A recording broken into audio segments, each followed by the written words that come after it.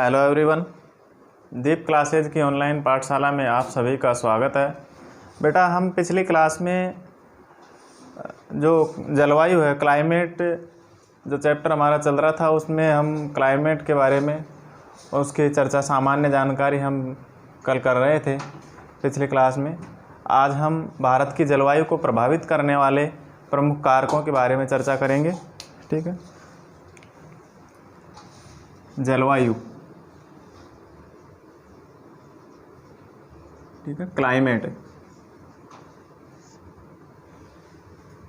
इसमें हम आज बात करेंगे भारत की जलवायु को प्रभावित करने वाले कारक। भारत की जलवायु को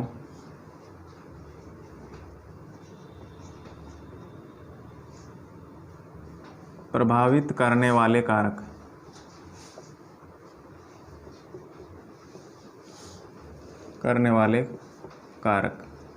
देखिए बेटा, कौन कौन से कारक हैं, उन कारकों के बारे में चर्चा करेंगे।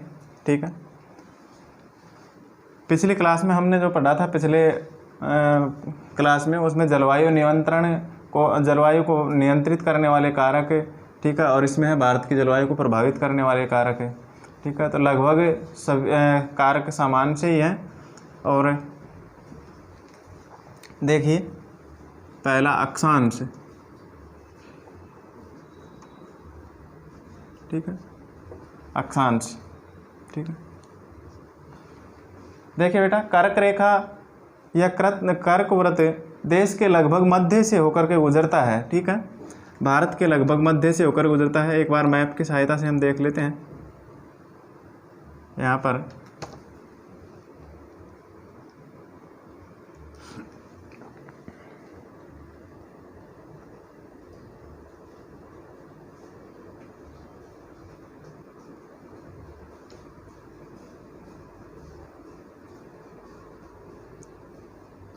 थोड़ा समझने का प्रयास करेंगे बेटा।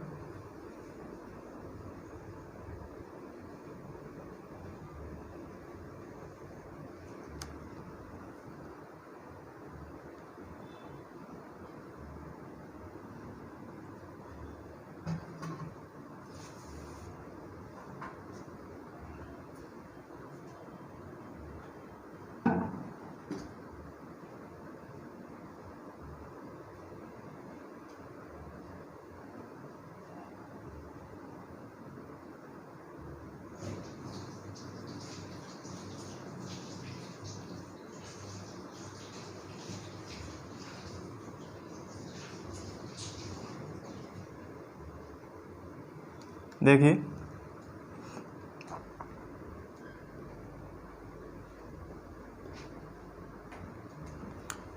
यहाँ पर कर्क रेखा भारत के लगभग मध्य से होकर गुजरती है। ठीक है, भारत के लगभग मध्य से होकर गुजरती है। ठीक है, 23.5 डिग्री उत्तरी अक्षांश कर्क रेखा।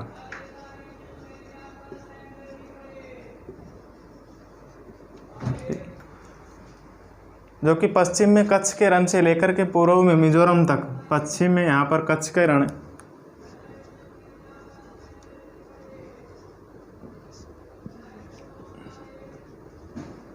ठीक है, और पूर्व में मिजोरम। ठीक है, जब भारत का भौतिक स्वरूप पढ़ा था उसमें हमने देखा था, भारत में कर्क रेखा जो मध्य में होकर गुजरती है, लगभग भारत के 8 राज्यों से होकर गुजरती है। ठीक है, इसमें पश्चिम में कर्क रेखा कच्छ के रण में से लेकर के पूर्व में मिजोरम तक, मिजोरम से होकर गुजरती है। देश का लगभग आधा भाग कर्क रेखा के दक्षिण में स्थित है। ठीक है, आधा भाग कर्क रेखा के दक्षिण में और आधा भाग लगभग कर्क रेखा के उत्तर में स्थित है। ठीक है, अब यहाँ पर जो दक्षिण में, कर्क रेखा के जो दक्षिण में भाग है स्थित है, वो किस में आता है? उष्ण कटिबंधीय क्षेत्र है। ठीक है, और कर्क वृत्त के जो उत्तरी भाग है, शेष भाग, ये आता है उपोष्ण कटिबंधीय कटिबंधीय, ठीक है। कर्क रेखा के दक्षिण का भाग उष्ण कटिबंधीय और उत्तर का भाग उपोष्ण कटिबंधीय है, ठीक है। इसीलिए भारत की जो जलवायु है उष्ण कटिबंधीय जलवायु एवं उपोष्ण कटिबंधीय जलवायु दोनों की ही विशेषताएं यहाँ पर क्या है, मौजूद है। उष्ण कटिबंधीय जलवायु और उपोष्ण कटिबंधीय जलवायु दोनों ही विशेषताएं यहाँ पर क्या है, उपस्थित है, ठीक है बेटा। कि कर्क रेखा सूर्य का आपको पता है कि सूर्य सदैव कर्क रेखा और मकर रेखा के लगभग मध्य से होकर गुजरता है। इस कारण से भारत में कर्क रेखा लगभग मध्य से होकर गुजरती है, अर्थात कर्क रेखा भारत को लगभग 2 बराबर भागों में बांटती है, जो कि कर्क रेखा के दक्षिण का भाग दक्षिणी का जो भाग है वो उष्ण कटिबंध के अंतर्गत आता है तथा कर्क रेखा के उत्तर का भाग उपोष्ण कटिबंध में आता है, जो कि दोनों ही प्रकार की जलवायु विशेषताएं यहाँ पर उपलब्ध है, ठीक है। इसके बाद में आता है ऊंचाई। ऊंचाई, ठीक है, समुद्र तल से ऊंचाई। भारत के उत्तर में हिमालय पर्वत, ठीक है।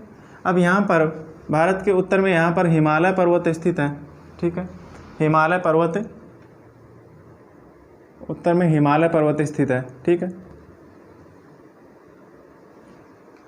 यहाँ पर हिमालय पर्वत स्थित है एवं इसकी औसत ऊंचाई हिमालय पर्वत की औसत ऊंचाई 6000 मीटर, ठीक है। औसत ऊंचाई कितनी है, लगभग 6000 मीटर है तथा भारत का जो तटीय क्षेत्र है वह भी विशाल है। भारत का जो ये तटीय क्षेत्र है वह भी क्या है, विशाल है, ठीक है। जहाँ इसकी अधिकतम ऊंचाई कितनी है, लगभग 23 मीटर। तटीय क्षेत्रों की ऊंचाई, औसत ऊंचाई लगभग कितनी है, अधिकतम 23 मीटर है, ठीक है। हिमालय मध्य एशिया से आने वाली ठंडी हवाओं को भारतीय उपमहाद्वीप में प्रवेश करने से रोकता है, ठीक है। यहाँ पर जो हिमालय पर्वत स्थित है उत्तर में, हिमालय पर्वत, ठीक है, हिमालय पर्वत, ठीक है। अब इसकी औसत ऊंचाई लगभग 6000 मीटर है, तो 6000 मीटर है। अब यहाँ से उत्तर से, ठीक है, मध्य एशिया से आने वाली जो साइबेरिया ठंडी जो पवनें हैं उन ठंडी पवनों को आने से क्या करता है, ये हिमालय पर्वत रोकता है, ठीक है। अगर यहाँ पर सोच के देखिए, हिमालय पर्वत यहाँ पर नहीं होता उत्तर में, ठीक है, उत्तर पूर्व में हिमालय पर्वत स्थित नहीं होता, तो मध्य एशिया से आने वाली ठंडी पवनों का सीधा प्रभाव क्या पड़ता, उत्तरी भारत के क्षेत्रों पर पड़ता और यहाँ पर जो हिंद महासागर से, अरब सागर और बंगाल की खाड़ी से आने वाली मानसूनी पवनों के कारण भारत में वर्षा होती है, वो वर्षा क्या है फिर संभव नहीं होती, क्योंकि ये ठंडी जो पवनें हैं, मध्य एशिया से आने वाली ठंडी पवनें हिमालय से रुक रही है, वो पवनें सीधी क्या आती, भारत के शीतोष्ण कटिबंधीय क्षेत्र में, उत्तर भारत के क्षेत्रों में आती, जिसके कारण से जो दक्षिण की तरफ से आने वाला मानसून है वो क्या हो जाता, कमज़ोर पड़ जाता और यहाँ पर वर्षा संभव नहीं हो पाती, ठीक है। अगला कारक है बेटा, वायुदाब एवं पवन। वायुदाब एवं पवन, ठीक है, वायुदाब एवं पवन। अक्षांश और ऊंचाई आपके समझ में आ गया होगा। ऊंचाई इसी कारण से, जो ऊंचाई के कारण से क्या है, पर्वतों की ऊंचाई के कारण ही इस क्षेत्र में मध्य एशिया की तुलना में ठंड कम पड़ती है, क्योंकि हिमालय पर्वत की स्थिति उत्तर में, भारत के उत्तर पूर्व में स्थित होने के कारण से, जो साइबेरिया की ठंडी पवनों के कारण से मध्य एशिया में जो ठंड पड़ती है उसका प्रभाव भारत पर नहीं पड़ता है। ऐसी स्थिति में वहाँ की तुलना में यहाँ पर ठंड भी कम पड़ती है, ठीक है। अगला कारक है वायुदाब एवं पवन, ठीक है। देखिए बेटा, वायुदाब और पवन में यहाँ भारत की जलवायु से संबंधित जो मौसमी अवस्थाएं हैं उनका निम्नलिखित वायुमंडलीय अवस्थाओं से संचालित होती है। ये वायुदाब और पवनें निम्नलिखित वायुमंडलीय अवस्थाओं से क्या होती है, संचालित होती है। जैसे कि फर्स्ट वायुदाब एवं धरातलीय पवनें, वायुदाब एवं धरातलीय पवनें, ठीक है। और दूसरा है ऊपरी वायु परिसंचरण,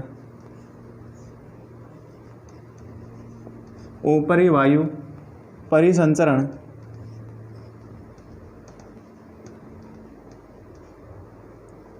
ऊपरी वायु परिसंचरण एवं चक्रवाती पश्चिमी चक्रवाती विक्षोभ, पश्चिमी चक्रवाती विक्षोभ, पश्चिमी चक्रवाती विक्षोभ एवं उष्णकटिबंधीय चक्रवात, उष्णकटिबंधीय चक्रवात,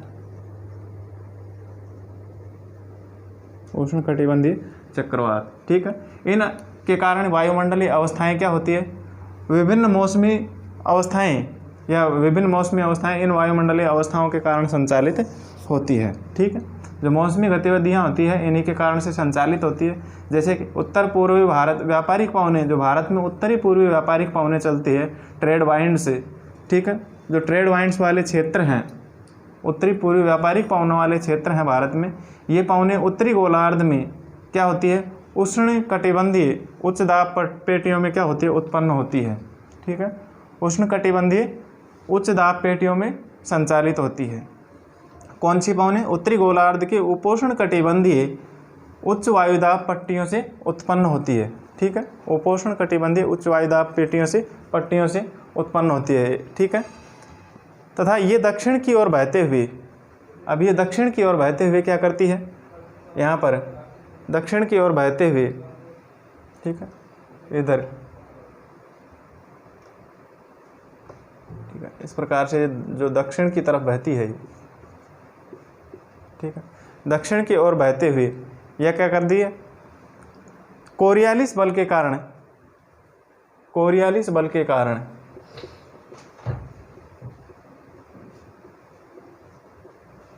कोरियालिस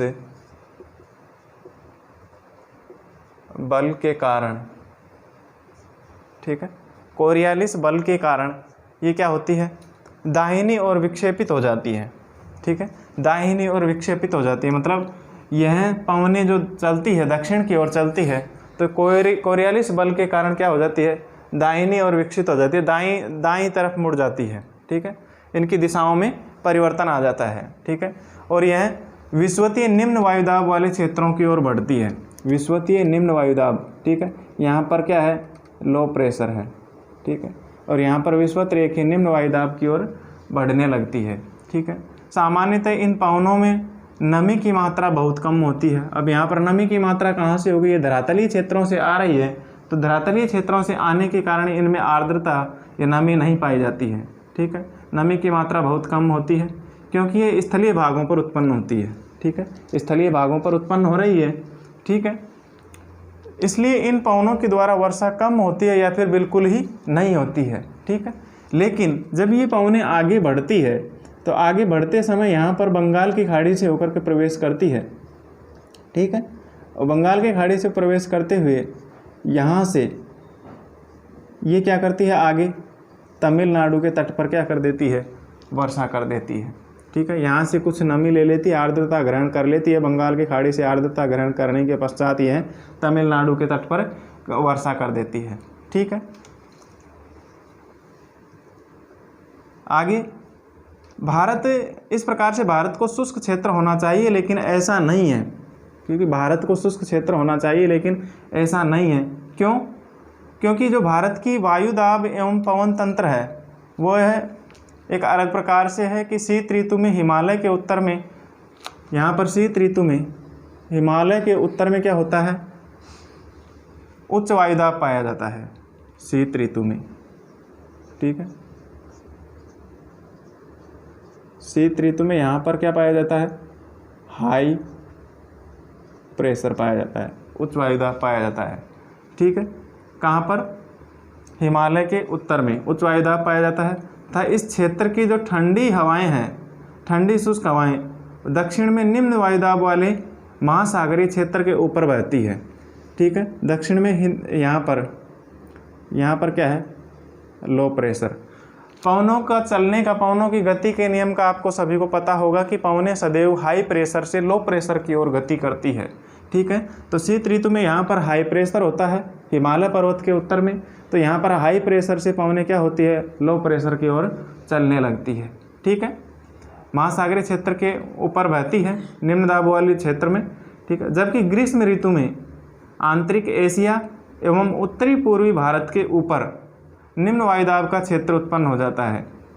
कहाँ पर, ग्रीष्म ऋतु में। ठीक है,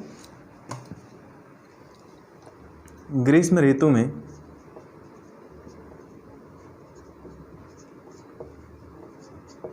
ठीक है, ग्रीष्म ऋतु में एशिया में, ठीक है, आंतरिक एशिया या मध्य एशिया में, ठीक है, एवं उत्तरी पूर्वी भारत में, उत्तरी पूर्वी भारत में, ठीक है, यहाँ पर उत्तरी पूर्वी भारत में, इस भाग में, ठीक है, ये पूरा भाग है जो, इसमें उत्तरी पूर्वी भारत के ऊपर निम्न वायुदाब का क्षेत्र उत्पन्न हो जाता है। ग्रीष्म ऋतु में यहाँ पर लो प्रेशर हो जाता है। ठीक है, और यहाँ पर भी लो प्रेशर होता है। ठीक है, और हाई टेम्परेचर होता है। ठीक है, लगभग भारत में उत्तर एवं उत्तरी पूर्वी क्षेत्रों में लो प्रेशर हो जाता है, और यहाँ पर महासागरीय क्षेत्र में या हिंद महासागर में प्रेशर क्या हो जाता है, हाई हो जाता है। कब, ग्रीष्म ऋतु में। ठीक है, तो पवनें शीत ऋतु में तो कहाँ से चल रही है, हाई प्रेशर से लो प्रेशर, मतलब हिमालय पर्वत उत्तर से दक्षिण की ओर चल रही है। ठीक है, जबकि ग्रीष्म ऋतु में एशिया, आंतरिक एशिया एवं उत्तरी पूर्वी भारत में एवं उत्तरी भारत में, ठीक है, यहाँ पर लो प्रेशर हो रहा है। ठीक है, उत्तरी भारत में या उत्तरी पश्चिमी भारत में यहाँ पर देखते हैं थार डेजर्ट में, यहाँ पर टेम्परेचर क्या हो जाता है, प्रेशर बहुत कम हो जाता है, वायुदाब बहुत कम हो जाता है, टेम्परेचर बहुत अधिक हो जाता है। ठीक है, तथा उत्तरी पूर्वी भारत में ऐसी स्थिति में पवनें महासागरों से क्या होती है, धरातल की ओर चलने लगती है, गति करने लगती है, जिसके कारण से गर्मी के दिनों में वायु की दिशा में क्या हो जाता है, पूरी तरह परिवर्तन हो जाता है। ठीक है, अब दिशाएं, पवनों की दिशा में परिवर्तन हो गया। शीत ऋतु में पवनें उत्तरी हिमालय की तरफ से महासागरीय क्षेत्रों की ओर अर्थात हाई प्रेशर से लो प्रेशर की ओर चल रही थी।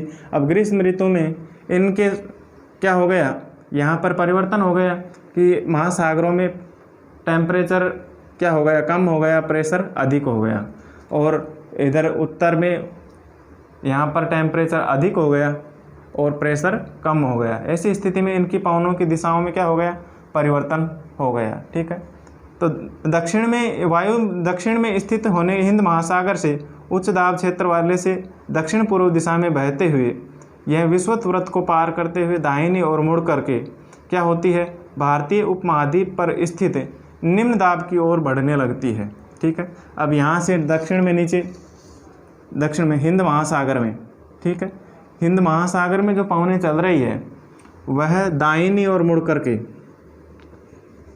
हिंद महासागर में चलने वाली पवनें दाईं ओर मुड़ करके क्या हो रही है, यहाँ पर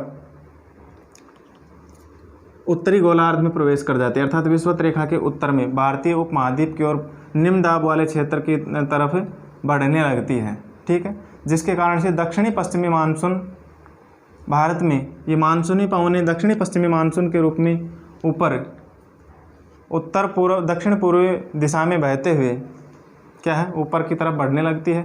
इसे दक्षिणी पश्चिमी मानसून के नाम से जाना जाता है। एक बार वापस रिपीट कर देता हूँ कि वायु की दिशा में स्थित हिंद महासागर के उच्च दाब वाले क्षेत्र से दक्षिण पूर्व दिशा में बहते हुए विषुवत वृत्त को पार करके दाहिनी ओर मुड़ते हुए, विषुवत वृत्त को पार करते हुए दाहिनी ओर मुड़ते हुए, यहाँ पर दाहिनी ओर मुड़ते हुए, ठीक है, इस प्रकार से जब यहाँ से पवनें चलती है तो ये क्या हो रही है, अब यहाँ से दक्षिणी गोलार्ध से दाहिनी ओर मुड़ रही है। किसके कारण से, फेरल के नियम से के कारण से दाहिनी ओर मुड़ते हुए भारतीय उपमहाद्वीप पर स्थित निम्न दाब क्षेत्र की ओर बढ़ने लगती है। अब यहाँ पर निम्न दाब क्षेत्र की ओर बढ़ रही है ये आगे। ठीक है, यहाँ पर हाई प्रेशर, यहाँ पर लो प्रेशर, ठीक है, हाई प्रेशर से लो प्रेशर की ओर बढ़ रही है। ठीक है, निम्न दाब की ओर बढ़ रही है, इन्हें दक्षिणी पश्चिमी मानसून पवनों के नाम से जाना जाता है। ठीक है, तो यहाँ से जो पवनें चल रही है ये दक्षिणी पश्चिमी मानसून पवनों के रूप में जानी जाती है। ठीक है, जो कि दक्षिणी गोलार्ध से यहाँ पर हाई प्रेशर से लो प्रेशर की ओर गति करने लगती है। विषुववृत्त को पार करते हुए यह अपने मार्ग में परिवर्तन कर लेती है, पवनें दाईं ओर मुड़ जाती है। ठीक है, जो पवनें दक्षिणी गोलार्ध में इस प्रकार से चल रही थी वो अब उत्तरी गोलार्ध में विषुववृत्त रेखा को पार करते हुए क्या हो जाती है, दाईं ओर मुड़ जाती है फेरल के नियम के अनुसार। ठीक है, इस प्रकार जो चल रही थी दक्षिणी गोलार्ध में अब इस प्रकार से दाईं ओर मुड़ करके उत्तरी गोलार्ध में अर्थात विषुववृत्त रेखा के उत्तर में भारतीय उपमहाद्वीप की तरफ लो प्रेशर वाले क्षेत्रों की ओर आगे बढ़ते हुए ये क्या होती है, दक्षिणी पश्चिमी मानसून पवनों के रूप में जानी जाती है। ठीक है, ये पवनें कोष्ण महासागरों के ऊपर से बहती है। कोष्ण मतलब उपोष्ण, उष्ण या कोष्ण महासागरों के ऊपर से बहती है जिससे नमी ग्रहण करती है। ठीक है, अब यहाँ से जब ये अपनी दिशा को परिवर्तित करते हुए अब ये क्या करती है, उत्तर पूर्व की ओर आगे बढ़ रही है, दक्षिण पश्चिम से उत्तर पूर्व की ओर आगे बढ़ रही है। तो ये दक्षिणी पश्चिमी मानसून पवनें यहाँ से क्या कर लेती है, आर्द्रता ग्रहण कर लेती है। ठीक है, और आर्द्रता ग्रहण करके भारत की मुख्य भूमि पर वर्षा करती है। ठीक है, अब यहाँ से जो आर्द्रता ग्रहण कर रही है पवनें वह यहाँ पर केरल के तट पर, ठीक है, सबसे पहले केरल के तट पर पर्वतों से टकरा करके यहाँ पर पश्चिमी घाट पर वर्षा करती है।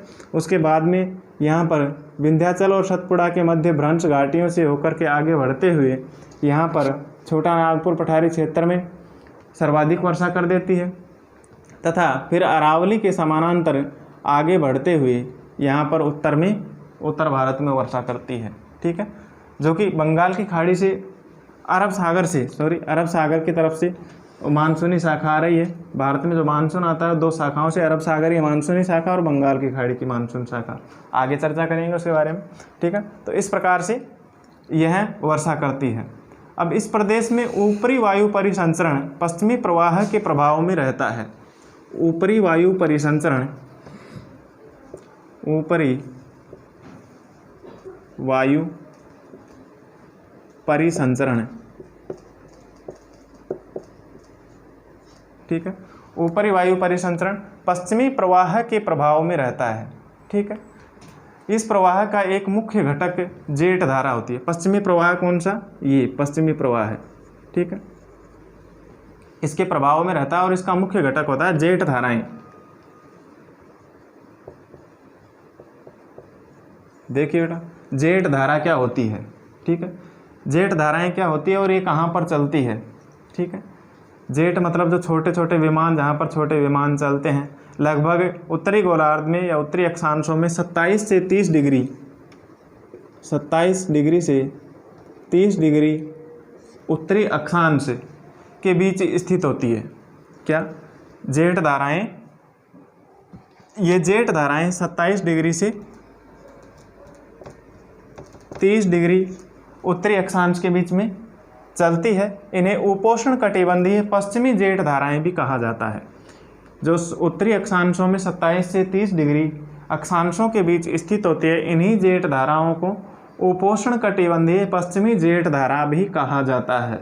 ठीक है, भारत में ये जेठ धाराएं ग्रीष्म ऋतु को छोड़ करके पूरे वर्ष हिमालय के दक्षिण में प्रवाहित होती है। पूरे वर्ष हिमालय के दक्षिण में प्रवाहित होती है। ठीक है, ग्रीष्म ऋतु को छोड़ करके पूरे वर्ष हिमालय के दक्षिण में प्रवाहित होती है।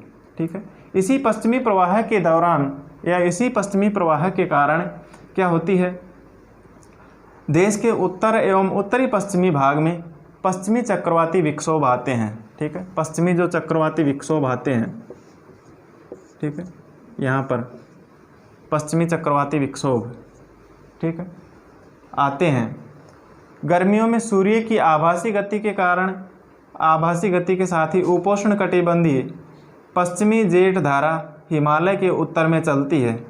उपोष्ण कटिबंधीय पश्चिमी जेठ धारा हिमालय के उत्तर में चलती है। ये पश्चिमी जेठ धारा यहाँ पर हिमालय के उत्तर में चलती है। ठीक है, हिमालय के उत्तर में चली जाती है। ठीक है, एक पूर्वी जेठ धारा जिसे उपोष्ण कटिबंधीय पूर्वी जेठ धारा कहा जाता है, जो गर्मी के महीनों में प्रायद्वीपीय भारत के ऊपर लगभग 14 डिग्री उत्तरी अक्षांशों में प्रवाहित होती है। ठीक है, यहाँ पर लगभग 14 डिग्री उत्तरी अक्षांशों में प्रवाहित होती है। ठीक है। अब जेठ धारा क्या है, इसकी डेफिनेशन, एक सक्रिय पट्टी में स्थित सौरमंडल में लगभग 12,000 मीटर की ऊंचाई पर जो पश्चिमी हवाएं होती है, 12,000 मीटर की ऊंचाई पर चलने वाली जो पश्चिमी हवाएं होती है, इनकी गति लगभग 110 किलोमीटर प्रति घंटा, इनकी गति गर्मी में लगभग 110 किलोमीटर प्रति घंटा, ठीक है, गर्मी में, ठीक है। जेठ धाराएं जो कि एक सक्रिय पट्टी के रूप में सौरमंडल में, ठीक है, या सौरमंडल में सौरमंडल में लगभग 12,000 मीटर की ऊंचाई पर चलने वाली पवनें होती हैं, जिनकी गति गर्मी में 110 किलोमीटर प्रति घंटा तथा सर्दी में इन जेठ धाराओं की गति होती है 184 किलोमीटर प्रति घंटा, ठीक है, 184 किलोमीटर प्रति घंटा होती है, ठीक है। अब इन बहुत सी अलग अलग धाराओं को क्या है, जेठ धाराओं, बहुत सी अलग अलग जेठ धाराओं को पहचाना गया है, जिनमें सबसे स्थिर मध्य अक्षांशीय और उपोष्ण कटिबंधीय जेठ धाराएं है, ठीक है। इनमें जो स्थिर जेठ धाराएं हैं वो कौन कौन सी है, एक तो मध्य अक्षांशीय जेठ धाराएं और उपोष्ण कटिबंधीय जेठ धाराएं जो कि स्थिर धाराएं हैं, ठीक है। आगे मित्रों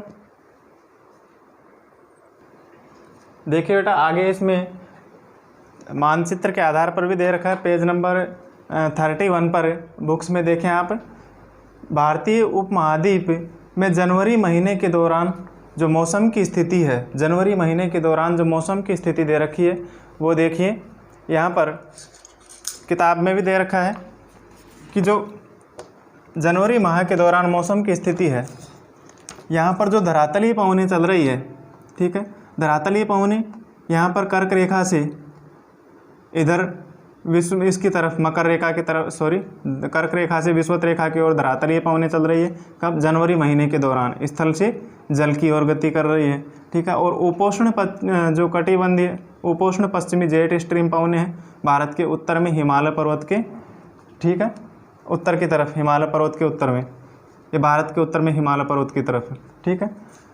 और यहाँ पर देखते हैं कि जो ये धरातलीय पवनें हैं, अगले दूसरा मैप में दे रखा है कि भारतीय उपमहाद्वीप में पहला जनवरी के महीने के दौरान मौसम की स्थिति बता रखी है, फिर बाद में है जून महीने के दौरान मौसम की स्थिति।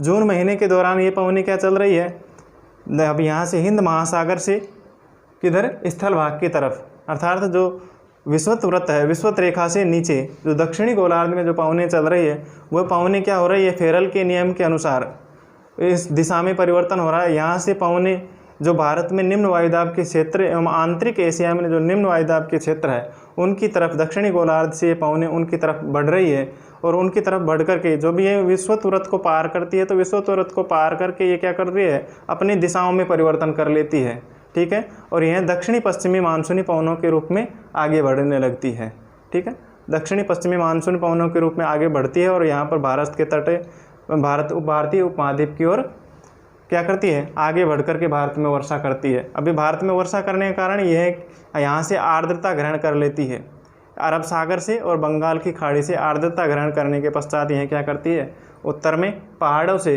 जो कि जलवायु को प्रभावित करने वाले कारकों में आपने पर्वतों की स्थिति भी देखा है, तो पहाड़ों से टकरा करके जब ये मानसूनी पवनें, ये बादल आगे बढ़ते हैं तो वहाँ पर टकरा करके यहाँ पर वर्षा कर देते हैं, ठीक है। अब यहाँ पर ये धरातलीय पवनें, ये एरो धरातलीय पवनों को बता रहे हैं जो कि विषुवत रेखा से इसको पार करके आगे बढ़ रहे हैं और भारतीय उपमहाद्वीप की ओर प्रवेश कर रहे हैं, ठीक है। आगे बेटा, पश्चिमी चक्रवातीय विक्षोभ क्या है, ठीक है, इसी में एक शब्दावली जो वायुदाब और पवन में पश्चिमी चक्रवातीय विक्षोभ है, पश्चिमी चक्रवातीय विक्षोभ,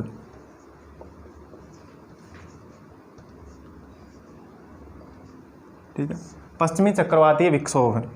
देखिए, सर्दी के महीनों में उत्पन्न होने वाला पश्चिमी चक्रवातीय विक्षोभ जो कि भूमध्य सागरीय क्षेत्र से आने वाले, यह पश्चिमी चक्रवातीय विक्षोभ कहाँ से आता है, भूमध्य सागरीय क्षेत्रों से आने वाले पश्चिमी प्रवाह के कारण, ठीक है, कब उत्पन्न होता है? सर्दी के माह में, सर्दी में, ठीक है,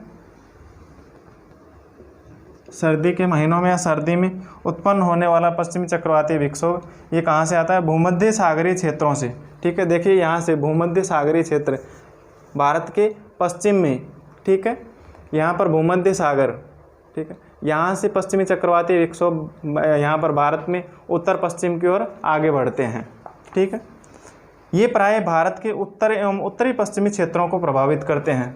यहाँ पर ये भारत के उत्तर एवं उत्तरी पश्चिमी क्षेत्रों को ये पश्चिमी चक्रवाती विक्षोभ क्या करते हैं? प्रभावित करते हैं, ठीक है। उष्णकटिबंधीय चक्रवात मानसूनी महीनों के साथ साथ अक्टूबर और नवंबर के महीनों में भी आते हैं। यह चक्रवात मानसूनी महीनों के साथ साथ और अक्टूबर एवं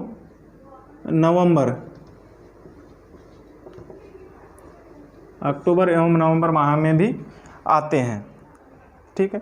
ये पूर्वी प्रवाह के एक भाग होते हैं एवं देश के तटीय क्षेत्रों को प्रभावित करते हैं। क्या है?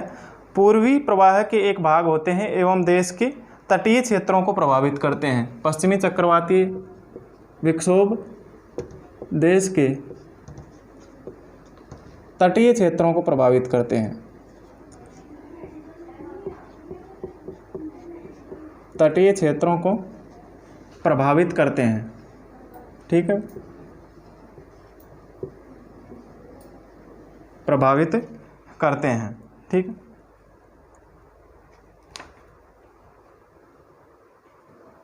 जैसा कि आपने सुना होगा कि भारत का जो तटीय क्षेत्र है आंध्र प्रदेश और उड़ीसा, आंध्र प्रदेश और ओडिशा, ठीक है, आंध्र प्रदेश और ओडिशा जैसे तटों पर विनाश के बारे में पढ़ा होगा। वो किसके कारण से? इन्हीं चक्रवाती विक्षोभों के कारण से विनाशकारी घटनाएं घटित होती है इन पर तटों पर, ठीक है। आगे बेटा नेक्स्ट टॉपिक, इसमें जलवायु का जो नेक्स्ट टॉपिक है भारत की जलवायु, ठीक है। भारत की जलवायु के बारे में हम नेक्स्ट क्लास में चर्चा करेंगे, ठीक है। कौन कौन से मानसून से, जो भारत में जो मानसून है, किस प्रकार का मानसून भारत में वर्षा करता है और कौन कौन से मानसून से भारत में वर्षा होती है, मानसून की शाखाएं कौन कौन सी है, ठीक है, जो कि उनके बारे में हम नेक्स्ट क्लास में चर्चा करेंगे। आज की क्लास यहीं समाप्त होती है। धन्यवाद।